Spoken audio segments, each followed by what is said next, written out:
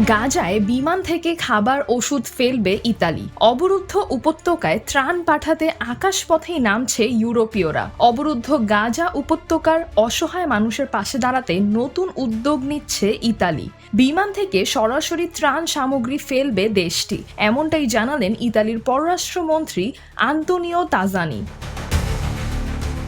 শুক্রবার ১ আগস্ট এক বিবৃতিতে তিনি বলেন, গাজার সাধারণ মানুষের কাছে অতি প্রয়োজনীয় জিনিসপত্র পৌঁছে দিতে আমরা ইতালির সেনাবাহিনী ও বিমান বাহিনীকে একটি বিমান ত্রাণ মিশনের অনুমোদন দিয়েছি। রোম থেকে ফরাসি বার্তা সংস্থা এএফপি-কে জানানো হয়, ইতালির এই ত্রাণ কার্যক্রম চলবে জর্ডানের সেনাবাহিনীর সঙ্গে সমন্বয় করে। বিশেষভাবে প্রস্তুত কন্টেইনারে করে ওষুধ, খাবার সহ নিত্য প্রয়োজনীয় জিনিস গাজার আকাশসীমা থেকে ফেলা হবে। পররাষ্ট্রমন্ত্রী তাজানি আরও জানিয়েছেন, আগামী ৯ আগস্ট থেকেই শুরু হবে এই বিমান ত্রাণ কার্যক্রম। এদিকে গাজার চলমান মানবিক সংকট মোকাবেলায় অন্যান্য ইউরোপীয় দেশগুলোও তৎপর।